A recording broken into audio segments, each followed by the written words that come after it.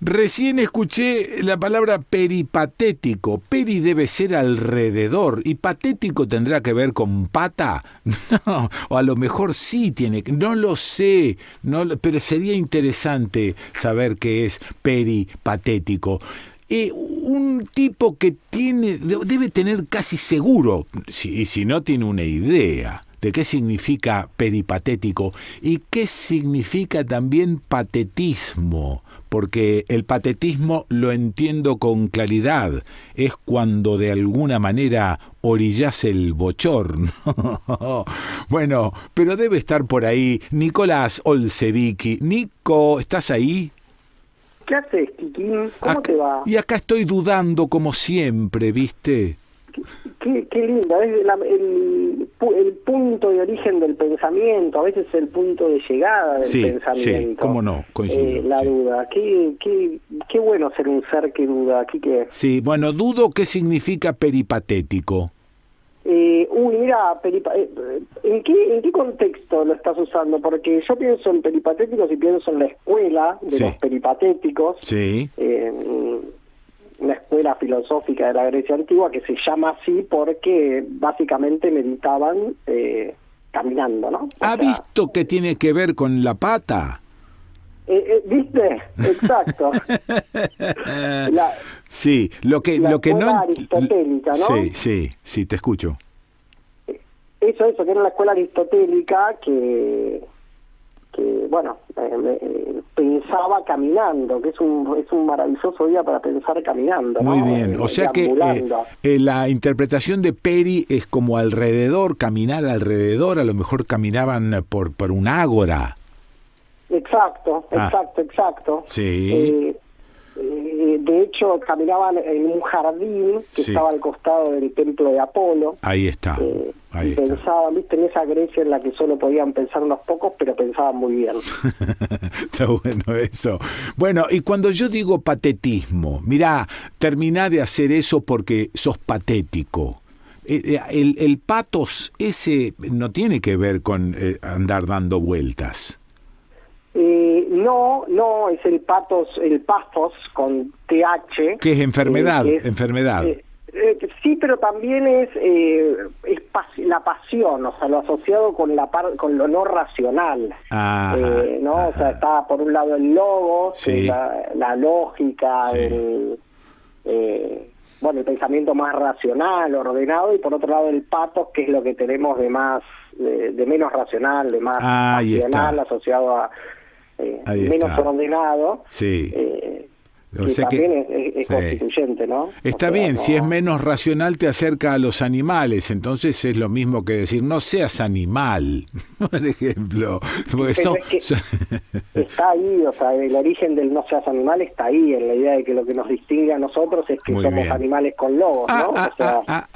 Che, y decime, ¿estás escribiendo un libro sobre comportamiento animal justamente? Pero qué informado que estás. Estoy entregando mañana mismo un libro sobre comportamiento animal. Sí.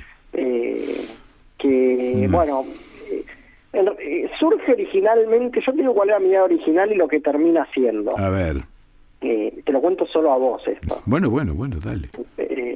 El libro, yo lo que quería que fuera era como una especie de comparación entre algunos comportamiamientos que tienen los animales y algunos comportamientos que tienen los humanos para mostrar que ya te digo que ya me causa un poquitito de escosor. Bueno, yo creo que puedo entender por qué te causa escosor. Ahora te lo ahora lo podemos charlar. A ver, dale. Para entender qué parte de lo que tenemos incorporado como comportamiento nos viene naturalmente, no es una producción, un producto cultural.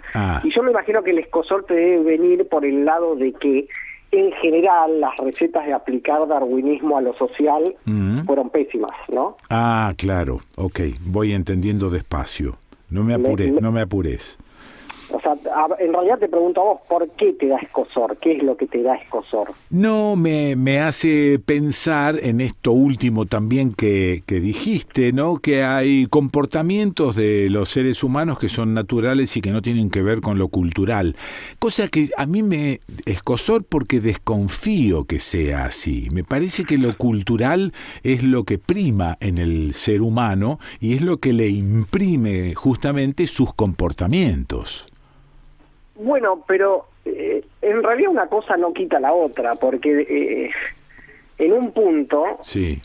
A ver, teoría de la evolución elemental, si creemos que la evolución es verdadera, ¿no? Sí, sí. Si creemos que la evolución es verdadera, nosotros somos descendientes de un ancestro en común que tenemos con otras especies. Claro. En realidad, todas las especies descienden de un ancestro primordial, pero bueno, nosotros tenemos un ancestro en común con otras especies cercanas en el árbol evolutivo y evolucionamos características similares a otras especies cercanas en el árbol evolutivo. Eso pasa con todas las especies y uno tendría que tener muy buenas justificaciones para pensar que no pasa con los humanos, que nosotros no tenemos nada que ver con el resto de las especies que tenemos cerca. Sí, pero ¿cómo llegó el ser humano a estar en la cúspide de las especies? Perdón, ¿está en la cúspide? Discutamos eso, claro. ¿Qué quiere decir estar en la cúspide? Y bueno, poder tener raciocinio, poder pensarse, poder pensar en los demás, poder estar conversando sobre la evolución. Esto una cucaracha no lo hace. No, seguro, bueno, está bien. Ahí hay un criterio valorativo que supone que es mejor estar pensando sobre la evolución que no estar pensando sobre la evolución. Tenés razón, a veces uno mismo se somete al tormento de los recuerdos y el pensamiento.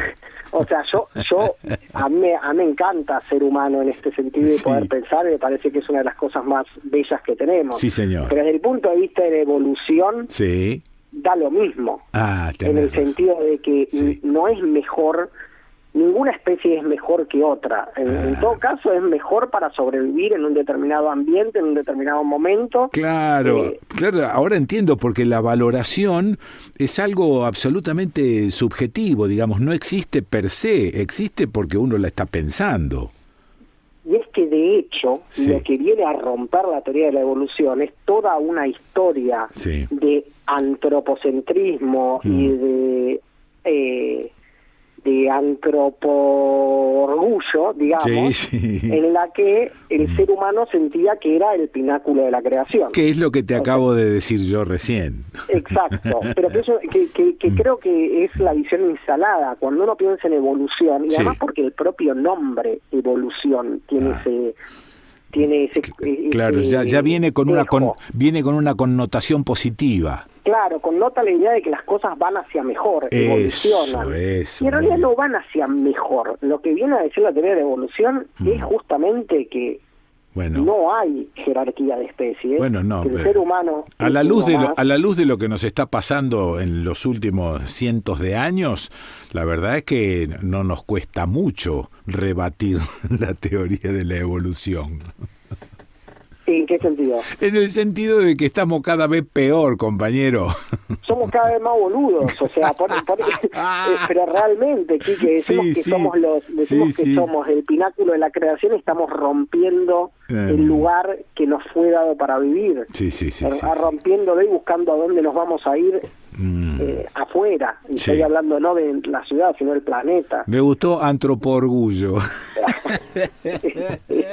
No es un término muy técnico. No, pero está bueno porque describe bien la cosa. Sí. Pero bueno, la teoría de evolución y además es una teoría muy olvidada por la filosofía, que eso es doloroso.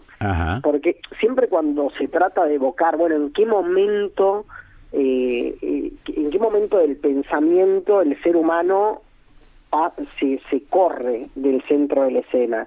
Y siempre se cita autores, sobre todo en Argentina y por la moda de la filosofía argentina, se cita autores como Nietzsche, por ejemplo. Bueno, siempre se llega a Freud, y el pensador que de hecho no se lee en la carrera de filosofía es Darwin. Darwin es el que rompe con esa idea muy renacentista de que toda la cadena del ser, desde la aparición del primer ser vivo, es un camino que se dirige hacia nosotros, a que aparezca el ser humano en la Tierra y que con su cultura transforme todo y listo, y se terminó. Y Darwin ni siquiera esboza la posibilidad de que ese camino sea para mejor.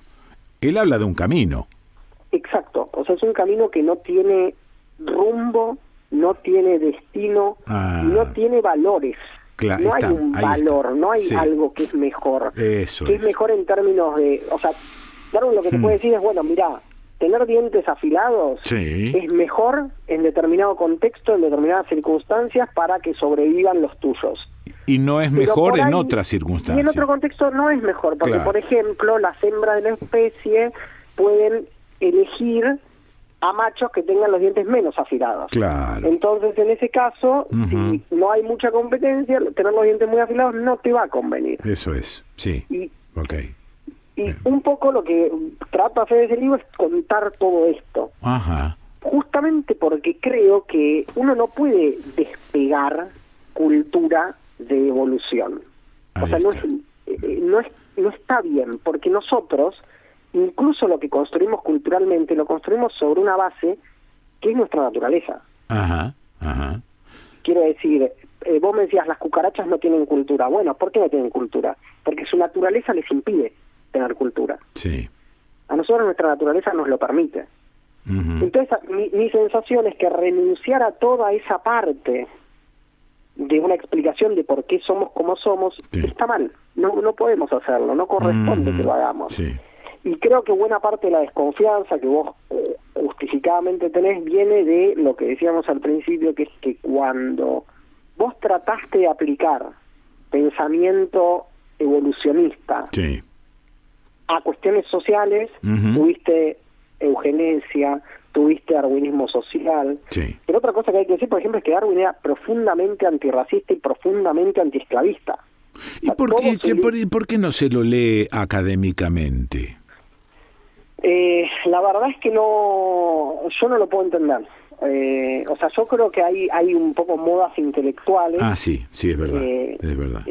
Que hacen que, bueno, qué sé yo, de repente acá estuvo muy de moda la escuela francesa y todos los pensadores posmodernos, con una perspectiva mayoritariamente, no sé si decirlo, bueno, me van a matar por decir esto, pero contracientífica, anticientífica de alguna manera, y quedó muy relegada toda la otra corriente de la filosofía, que es la filosofía que le da más bola a la ciencia. Ahora, Nico, ese afrancesamiento, de alguna manera viene desde fines del siglo XIX. ¿Cómo puede ser que haya pasado tanto tiempo y no nos hayamos dado cuenta? Es que sí, fue como por corrientes, ¿no? Porque tuviste, el afrancesamiento de nuestra oligarquía. Claro. La construcción de edificios y esas cosas, la música, todo. Bueno, el arte, la literatura, ¿no? Sí, señor. Hay que mirar a Europa. Claro. Hay que mirar a Europa para constituirnos a partir de lo que hace Europa. Que ahí hay un ensayo maravilloso de Borges, un ensayo de la década de 30 que se llama El escritor argentino y la tradición. Viste que a Borges siempre se lo lee como un europeísta. Sí, señor. O sea, un tipo europeizante que estaba mirando las corrientes. Y el tipo en ese ensayo dice, no podemos renunciar a escribir como argentinos. O sea, tenemos que ser universales, pero escribiendo como argentinos. Y de hecho, nos estamos yendo al carajo, pero la literatura de Borges es una literatura profundamente argentina. Una de las características de nuestro desarrollo personal es irnos al carajo. Yo creo que ¿Pusiste eso en el Broly? Yo espero que el libro sea un poco más ordenado que nuestras charlas. Pero es lo lindo que tienen, ¿no? Sí, es verdad. Hay como una especie de dejar ir, de venir. Veamos qué sucede. Una peripateia, Quique. Muy bien, alrededor del éter, en este caso, y no del ágora. Exacto. Bueno, ¿y qué más tiene el libro ese? Comportamiento, Bueno, entonces, comportamiento animal, la especie humana, el desarrollo, supuesto desarrollo. mirá, por ejemplo, o sea, es un libro. Los 2 primeros capítulos son capítulos donde explico toda la teoría de la evolución. Sí. La teoría de la evolución es una teoría que surge íntegra de un libro de Darwin del 59, Ajá. El origen de 1859, Sí. y se va refinando con el correr del tiempo. No tiene buena recepción en su momento, se retoma claro. un poco más adelante y después, bueno, Reina es la que organiza el pensamiento biológico. Eso es. Después de esos 2 primeros capítulos en los que cuento toda la teoría de la evolución con sus incorporaciones, empezamos a ver cómo aplica esa teoría a comportamientos puntuales de animales. Okay. Por ejemplo, cómo define qué tipo de sexo tienen los animales. Ajá. ¿Cómo define si una sociedad de animales es monógama o polígama? Si las hembras tienen sexo con muchos machos o con solo uno. Sí. ¿Cómo seleccionan a los machos para tener sexo? ¿Cómo los machos seleccionan a las hembras para tener sexo? Sí. O sea, siempre esto, por eso te digo que ya hablando fuera de los humanos quedaron afuera del libro. Qué bárbaro. Después tengo un capítulo donde trato de pensar si hay algo parecido a la moral en los animales. Sí, muy bien. Ajá. Si hay algo parecido a la empatía en los animales. Sí.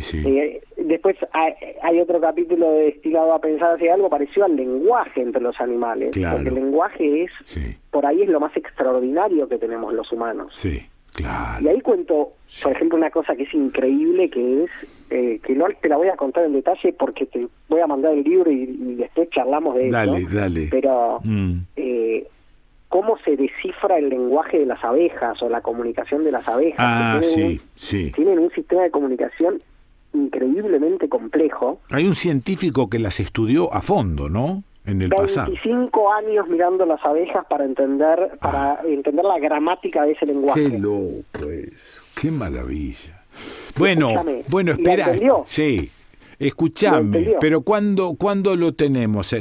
Título del Broly. El libro se llama Sexo Animal. Sí. Cómo la evolución moldea el comportamiento. Sin coma, no es sexo, animal. No. Sin coma. Bueno, lo puedes leer como quieras. Viste que ahora se escribe sin coma. No, claro, sí, se cagan en la puntuación todo el tiempo. Sí. Por eso hay por eso hay tanta mala interpretación también, ¿no? Porque cuando te cagás en la puntuación